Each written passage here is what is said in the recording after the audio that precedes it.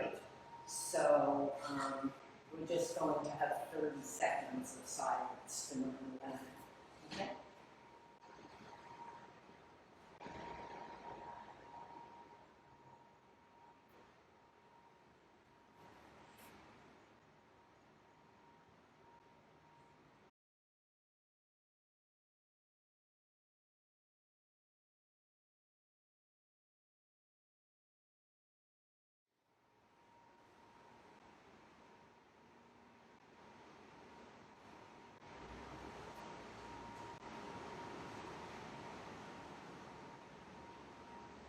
Okay.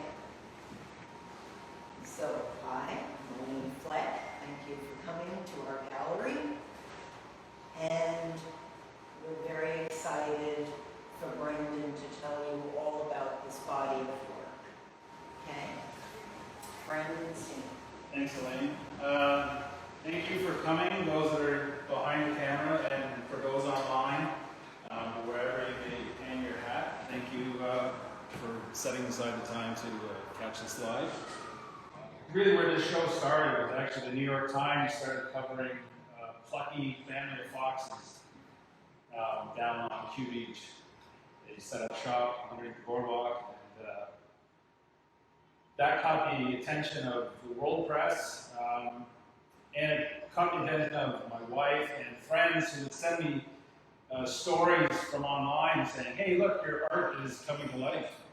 Because all the people were in homes, literally afraid, and the animals came out and were having a great time because us bipedal pinheads were gone. So the fox became the protagonist, if you will, for this series.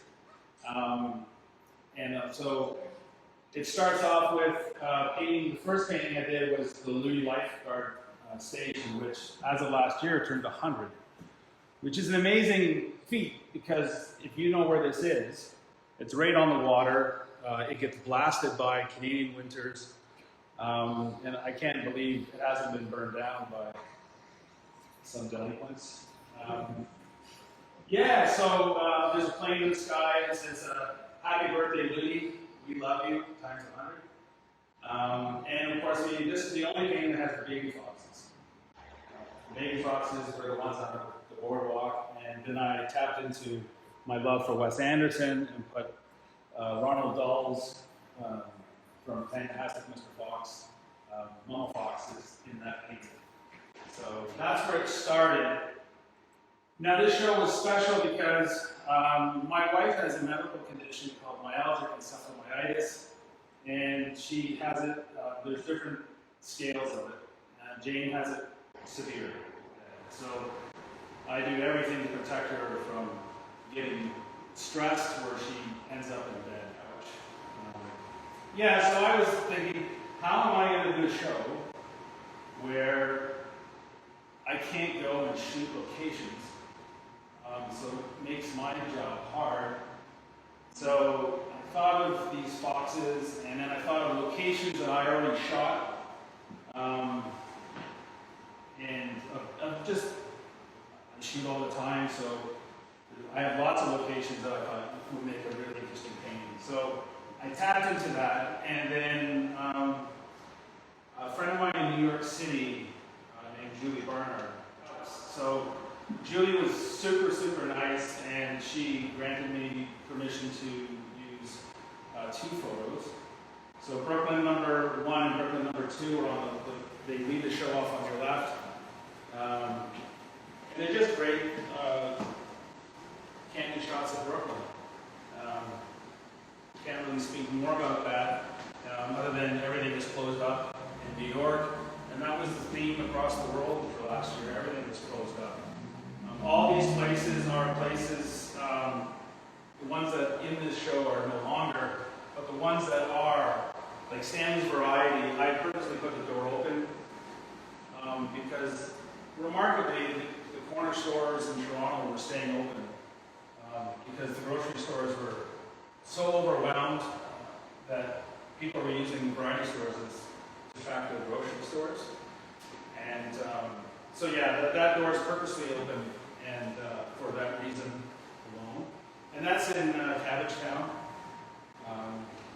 know if you are familiar with it or not, but it's in a great old building on Gerrard Street East. And then next to it is a friend of mine out in Saskatchewan gave me permission to use his photo as a source material. And I remember this print shop on Queen West very well, principally because it's orange and it's my favorite color. But it's just, Kevin Steele is his name, and it's just a fantastic photo that I wanted to paint. And I'm glad I did, because it's now found a home in England. So I'm really happy about that. And then moving along, we have Ed's. Of course, Ed's is gone. It's a bittersweet reality. And David Murdish was on the news when it was coming down, and he said, it just struck me, it was just really ignorant. He said to the news reporter, you know, there's a woman saying to me that it's just a sign.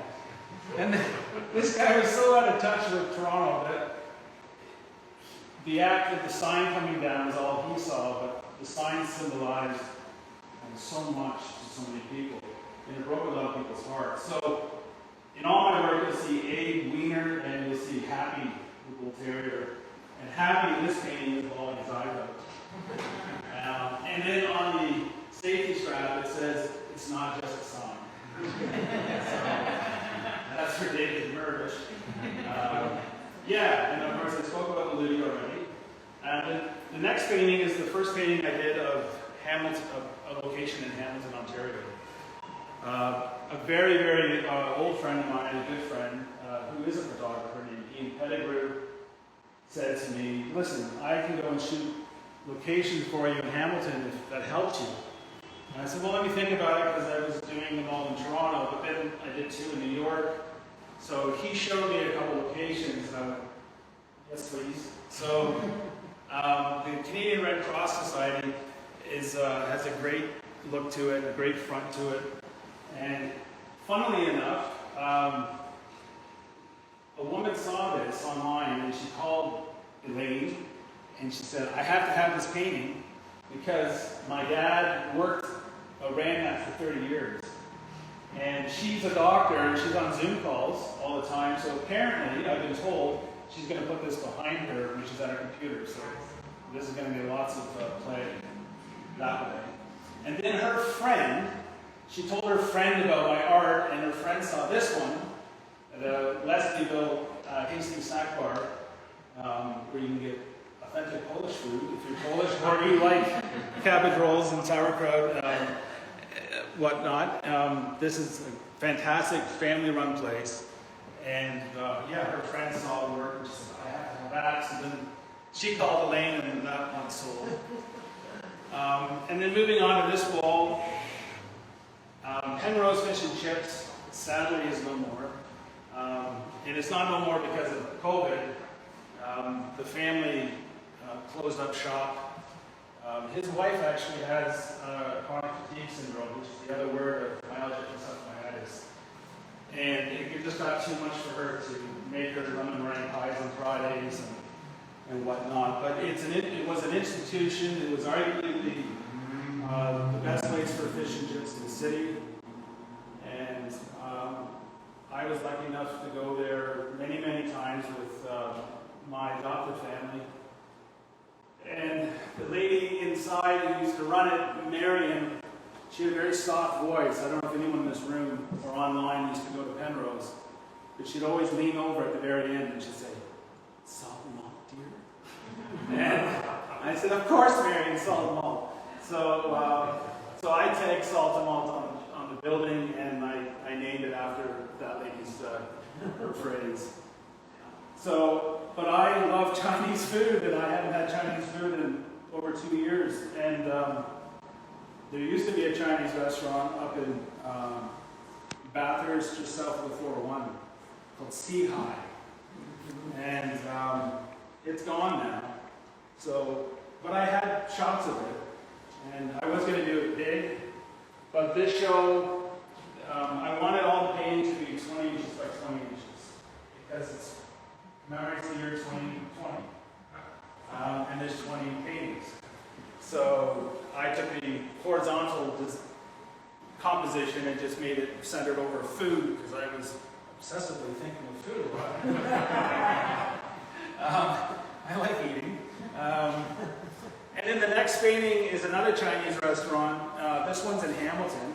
And like the Ludi, it's 100 years old too. And I have some friends in Hamilton who are very nice people. And so all their names are on that building. When I zoomed in on it, my friend Ian Penninger took a picture. And when I zoomed in on it, there was the people that sang their names. You know, like Bob, Karen, you know. And I said, well, okay, I'll put those names, but then I'll add in the names of people who are near to me. So all my friends from the Hamilton area are in that painting. And that painting is called One Way for the traffic sign. And the next painting is, goes without saying, is an institution in Toronto that will become condo, which is a trend I like to see untrend. There's a lot of condos in this city, but the owner of the property, his best friend, saw this when I was on breakfast television and scooped it up. So I really like that painting a lot because it's where I discovered These Are the Blues. It's an album by Ella Fitzgerald. They have the best nachos and chili in the city. And, you know, live music and it's just, I don't have to say anymore. Anybody who knows Toronto knows Sneaky D's, and anyone who knows Sneaky D's loves the place. And then over here, well, this wall here, is the back of the Capitol movie theater at Yonge and Castlefield. And this is an old warehouse on Villiers Street, which is it's sandwiched between Keating Channel and Villiers Street. The back of the Capitol, I had this picture when I took my wife to an appointment, and I just had it in the can, so to speak, with a great light. It has a hint to my next series in March on this one. There's a poster on here for March 2022 called Gortamor. And Gortamor is the Irish Gaelic word for the Great Hunger. And I'm going to be doing a series on the Irish in Toronto back during in 1847 when they arrived here in Toronto. And our population went from just over 19,000 up to just under 40,000 in that time. So it's a remarkable, compassionate story of Toronto. And it's really what makes us Torontonians great is our compassion for people from all around the world.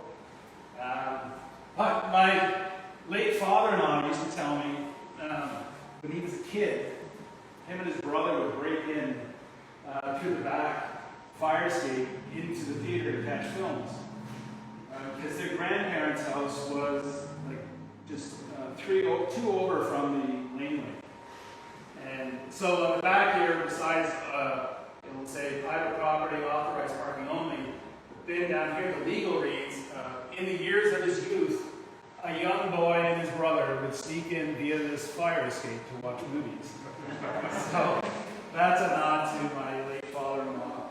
And I saw the Beatles' Hard Day's Night there when I was 14 with a mate on his birthday. And yeah, so I put that on the back. This one is just an interesting old asphalt brick. I have a penchant for brick, and I thought, well, I've never painted asphalt brick, so this would be a kick. But yeah, it's graphically pretty arresting, and I think probably when the waterfront gets redeveloped, that'll most likely get full of those. And then the next two paintings, the pink sushi house is in Port Credit. And it's out of business now. But I took that photo about 10 years ago, thinking, that'd make a great painting. And I never had the opportunity to paint it until lockdown. And I was going through my library of photos, and the bright pink house popped out, and I said, I'll paint that. And yeah, and apparently a doctor in Atlanta, Georgia really liked it, so it's off to the States. And then the next one is Hudson Plumbing on Mount Pleasant Road. And it's just a striking building. I've seen it my whole life. And there's another tie to my late father-in-law. In this story, there's two foxes, and the one in the front is looking back at the other fox. Because Jim, my wife's late father, would always be distracted coming home from Hudson on lunch. And his older brother would always be ahead, waiting for his younger brother to catch up. So that's why there's one fox looking back and one fox trying to catch up. So, and yeah, and the next one is a painting from the source material was provided to me from Don Pyle. You can find him on Instagram. And Don may not be a household name, but he's one of the founding members of Shadowy Men from the Shadowy Planet. He's the drummer, and their most famous music is the intro music to Kids in the Hall. So Don reached out to me and said, "Hey, I can take a picture for you." And he lives in the area, so I said, "Actually, I'd love you to go shoot Star Coin Laundry for just his signage alone and its light-filled windows." And he obliged, and his name is tagged on it. It says Pyle. Not unlike in back at this painting here, at the bottom it says Steele for Kevin Steele, the photographer. Why it's called back at is there's a wee little sign here, and Harold Weinrib was the owner of the print shop, and he would have this manila card, and he would write back at, and it'd say 10:15. And he would return, and he'd cross it out. And the next time he'd go out, and he said, "I'm going to come back at 1 o'clock," it would say 1 p.m. And the card was recycled. So that's why that was called back at. And so yeah, Don was really nice to allow me to use this photograph, and I'm really glad that he did, because it turned out pretty good. Crazy window reflections in that one. The next one is the last of the Hamilton paintings, and it's up on the mountain called Melton Variety, and it's just insanely busy with signage. And I'm a trained graphic designer, so I like typography a lot. And you'll see in pretty well all these things there's typography because of my love for it.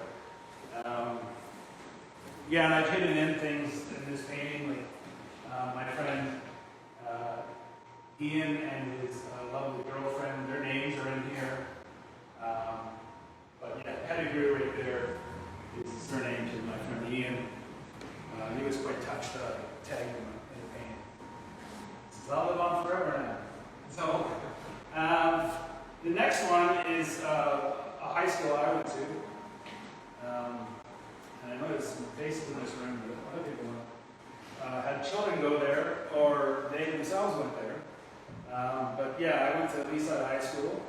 It's the only high school with a Gaelic motto. "We will rise," I believe it's the motto for CBI. I think that's "We rise." But I just love the use of Helvetica. One of the Cultura in the sign. And I put my art teachers at school, their names are as graffiti on them. So Gail Flarsky and Village their names are in that painting. And then the last painting in the series is a parking lot that was completely empty, which I thought was poignant, like I have to have a random shot of this parking lot that I took leaving the gallery. It's on my way home on College Street, College of Bathurst. It marks the point in time for 2020. And as Joni, I think I tagged Joni Mitchell on there because at some point painting that, I don't know how many bricks are in that painting, it fooled me, and I thought, oh, I'll do this one. I don't have to paint the bricks, because that's how, Joni's great song, Paradise in the Parking Lot. So Joni's in there. And, yeah, and then the box is next to the pylon and says, "Are you okay?" A lot of people weren't okay during the pandemic. A lot of people struggled with it. I count myself in that. So yeah, this is the city that became a ghost town, and every other town became a ghost town in 2020, and 20 paintings.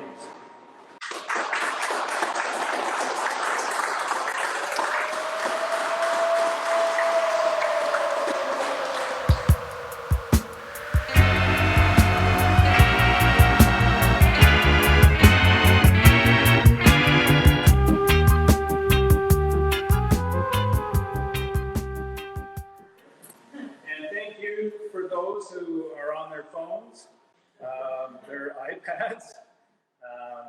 Hopefully you're not on John. But if you are, wash your hands. But thank you for tuning in.